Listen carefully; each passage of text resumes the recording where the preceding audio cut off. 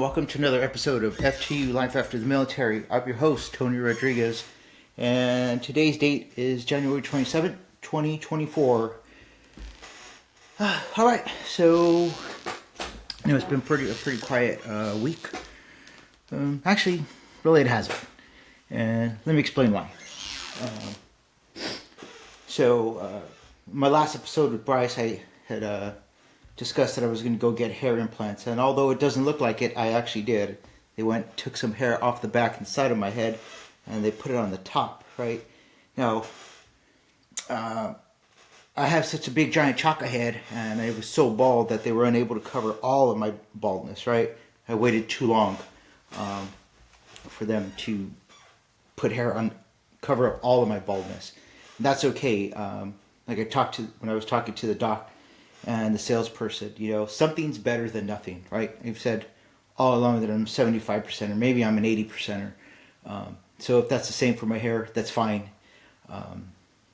because that's what I want, right? And life's too short, right?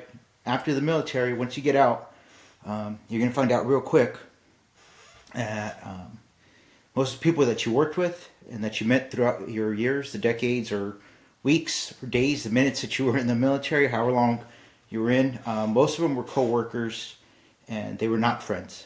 So, of course, people that are your friends that are still in the military, they're going to say something stupid, and then you just put them in their place, and it'll be fine, right? People in the military still are unaware how to be normal people, and that's fine. You just have to understand that. But every once in a while, I can revert back to the way I would respond to people when I was in the military, and put them in their place and let them know that their comment was inappropriate and just plain stupid. And that's fine. That's fine, right? Because I had quite a few people ask me, like, why are you doing that? It's like, if they don't have enough hair to cover your head, why do it? And I don't need to explain it. It's just, I wanted to do it. That's it.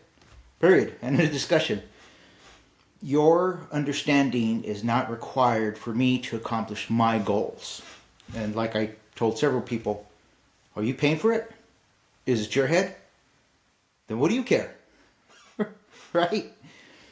And it's basically just because I don't want to get into this big old debate or argument or have to explain myself to everybody, whoever asks me a question, because I don't have to explain myself to anybody.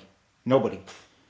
My parents have passed on, and they were the only people I have ever needed to explain myself to for any reason, for anything. Only my mother and my father, and that's it. Nobody else. Not my wife, not my kids, not my sisters, nobody. Nobody else on this planet.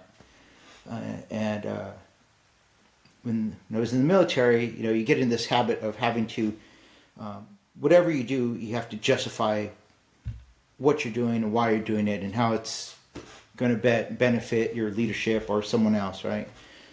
And everybody in the Army or in the military, they were taught to ask questions, right? If you ask questions and ask for explanation, then that shows that you really care, or that you're going out of your way to make sure that you truly understand what's expected of you, or you're in a leadership position, you're a manager, and so you're asking questions to make sure that your subordinates understand. No.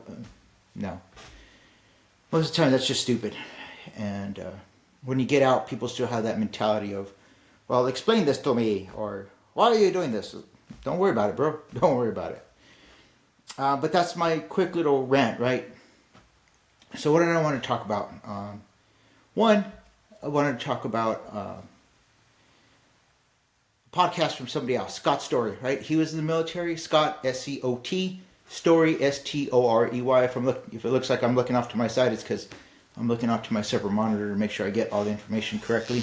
And he was in the military. He's out. He's retired, and he just started his podcast. He has 2 episodes out.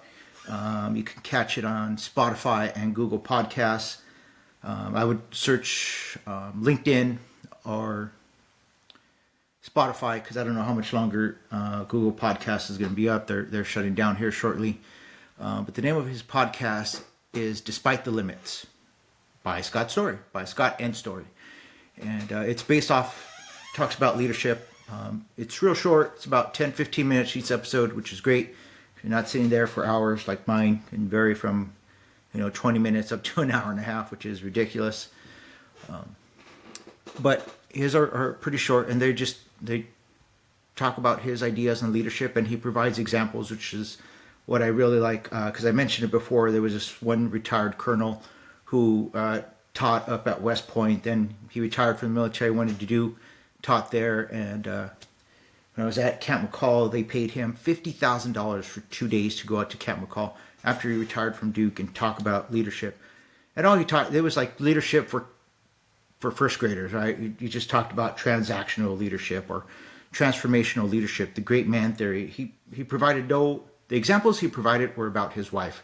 He provided no examples about him being in leader positions in the military or outside of the military. The only thing he said, which I thought said a lot about him, was that once he earned the rank of colonel, he decided that he wasn't going to compete for general, that he was just going to stay at West Point. And what I thought was, well, you're a big turd, you're a big shitbag.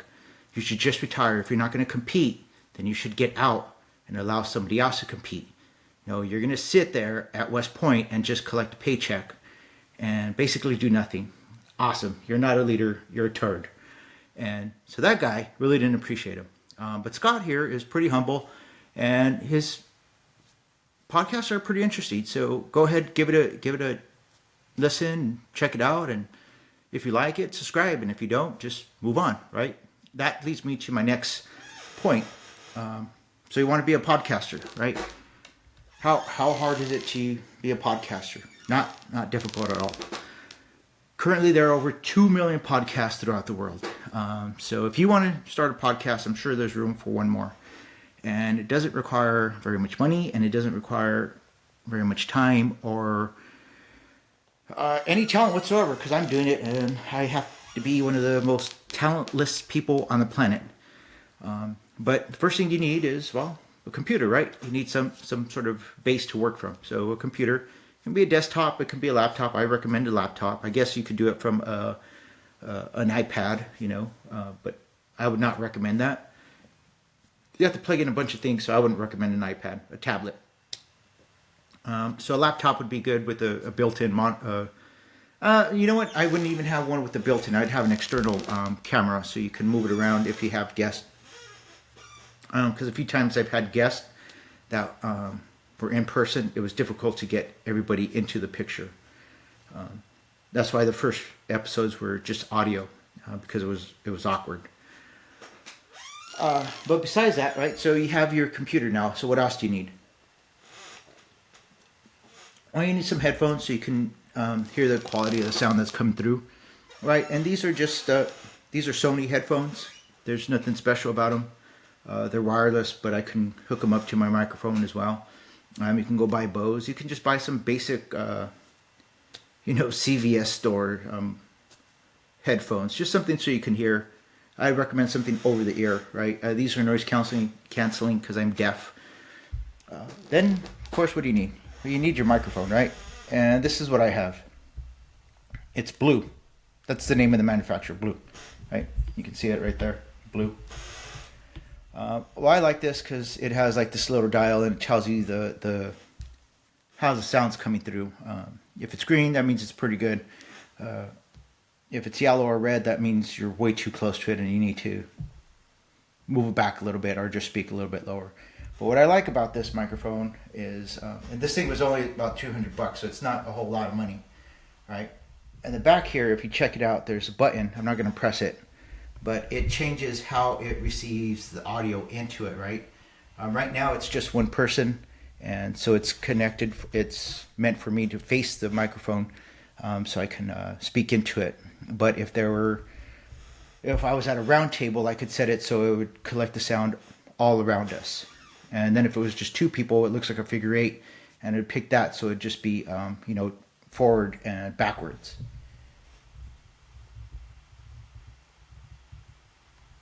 And there's one more. I forget what it's for. I've never used it, but it's pretty user friendly. It's easy. You just hook it up, plug it right into the computer, and it powers right up. Right? It doesn't require to be hooked up into the power outlet. again, $200. So you already have your laptop. So how much is that? I have my camera built in, so I didn't spend anything on that. So right now I had these headphones, but they were about what, I don't know, $250, and then a microphone, which is another $200. So if you're starting from scratch and you already have your laptop, it's about $450. Right? So you're saying like, hey, well, how do you do this? How do I set it up? Well, I've seen some people who they use Google Meetings, and I've seen other people where they use Zoom, and so you can have a transcript. All that it works for them, and it's awesome if it works for you. I, again, am constructively lazy. I do not want to do any extra work if I don't have to. Why would I?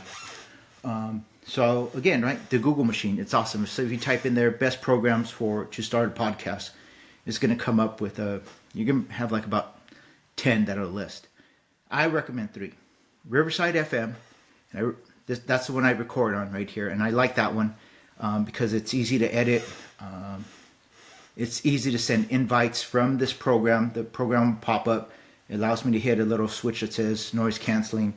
In the first few episodes, I had no intro music, and then I had this weird, creepy music that it's offered on here. It's like a sample music, right? And so it has that, and you can also add in like sound effects to change if you have segments for your podcast. It'll give you a swoosh or a bang or whatever you want, right? It'll give you transition sounds, and so that's pretty sweet. It also gives you a transcript, so once you're done, it'll lay out everything that was said by all of your participants. When you go to download, it'll offer in video form, MP4 and MP3. It also offers in waveform. It's a higher quality audio format. I don't use it because none of the the sites that I use to put out my podcasts use Wave. So for me, there's no reason to use it, but it's an option if you wanted it. So for recording, I recommend Riverside. It's the easiest to use. But now for distribution, I recommend Podbean. Podbean, you can also record on there. I just didn't like the quality. I didn't think it was as good. It's good. I'm not saying it isn't. Just wasn't as good. And to invite guests, it was a little bit harder for me. So I just stayed away from that, and I just used Riverside. But for distribution, Podbean's the way to go because they have it set up so you can just decide. There's like 10 different places that you can click. They're boxes, and you literally just click on the box, and it'll send it out to Spotify. It sends it out to the Podbean app. It sends that out to Google Podcasts, which are still there. While it's there, Google Podcasts, iHeartRadio, the Samsung Podcast Hub, Apple Podcasts, Amazon Music, just about Spotify, if I haven't said Spotify. Basically, anywhere you can find a podcast, my podcast is on there. And I didn't pay anything for it. It's just out there. Right? And that's awesome. Now, along with that, I did have to set up an agreement with Apple Podcasts, right? This was separate from Podbean. And Apple Podcasts charged me like $19.99 for the year. So, what's the drawback to these two? Well, the drawback is that they both charge $19.95 a month. So that's $40. So you don't have to use both. You can use one. You pick which one you want. I like both because I like the ease of recording with Riverside, but I also like the opportunity to get it out everywhere through Podbean. And Podbean also allows me to send it to Facebook, Twitter, LinkedIn. YouTube is the only place that it's, for whatever reason, the link is not working, and it's not that I'm doing something wrong. It's just some issue between Podbean and YouTube. But that's it. I can download my videos and upload it to YouTube myself. That's the only thing I have to upload. So that's pretty sweet. All right. So the other benefit of Podbean is if you're able to get everybody asks. I'm asked frequently about like how many subscribers do I have. I don't care about how many subscribers. That's not how my analytics work. My analytics work by how many downloads do I have and how many listens do I have. A combination. You don't have to download it. You can just listen to it. They both just as good, right? And I need 1,000 a month so then I could participate in Podbean's advertising.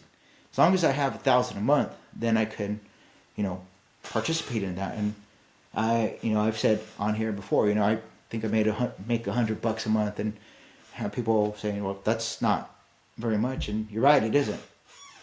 But how much money are you making off of your podcast? That's right, nothing. Because you don't have a podcast. So what are we talking about here? So if you want to start a podcast, I'd recommend those two. If those you don't like, then Adobe also offers one. The Adobe is harder to use, but the editing is a lot better. They give you a time index and they give you a graphical representation of the audio, right? So you can see the volume level as you're going through the audio clip. And so you know exactly like where there's a pause or where there's a gap or something. If you need to cut it and splice it together somewhere, you can do that. You can edit easily in an Adobe. But other than editing, it really wasn't for me. I didn't care for it too much. But if you're a techno geek, check it out, right? So I say this again because I've seen more and more people starting podcasts, right? Enrique's on here. He was on here. He's into commercial real estate. He started a podcast. He has 3 or 4 episodes out. If you go on LinkedIn, right, Scot Storey, he has his podcast. There was another gentleman. I was on his podcast sometime last year. Basically the same thing. He's talking about trying to help people, help veterans out. Like he would have veterans on there and go on there and talk about their experiences. And he was doing it. His was a little hard because he was using Google to do all that, and it's like it sounded like too much work. But more power to him. I even said I had that retired sergeant major who contacted me and was talking down to me and wanted me to be on his podcast. I was like, yeah, get out of here. But my point is that there are a lot of people starting podcasts, so why can't you? If you have something interesting to say, or if you don't have anything interesting to say, if you just want to use it like I do as your audio blog, right, then go ahead. Just do that. You might be able to help someone with your thoughts, your ideas. You never know. All right, so if you're interested in podcasting, go for it. Take a chance because it's pretty exciting. Sometimes you get to go out and, do podcasts. I was supposed to do a podcast out at the Rose Bowl, but I was just having too much fun. Right, so I didn't. But I've done one overseas. I've done one down in Alabama. You go to different sites and do podcasts, and it's pretty exciting. So yeah, if you're interested in it, go ahead and do it. So this is just a little short episode because I wanted to make sure that everyone, if there's something that you want to do to improve yourself, go ahead and do it, right? Like I said, you can see they gave me this crazy hairline, right? But I had no hairline before, so having a crazy hairline is better than having no hairline. Still losing the hair back here, but like I said, I didn't have enough hair in the back to put it up here, so I'm going to go back at 8 months and see if the back and the sides grow back enough so I can put some more on the top. And so if there's something that you want to do to improve yourself, whether it's physically or mentally, go ahead and do it. Don't worry about what anybody says. It's your life. Live it to its fullest. Because once you're gone, you're gone, right? There's no, you can't go back in time. You can't reclaim the past. So just live it up right now in the present. So just remember, if you're out there looking for jobs, right now I know the job market is a little difficult, but don't worry, stick it out. You have something that makes you special, that makes you stand out, that makes you unique. Identify what it is, maximize it to its fullest potential, and I know you will be successful. All right? So until next time, Take it easy. We'll talk to you later. Zot, zot, zot. And roll tide.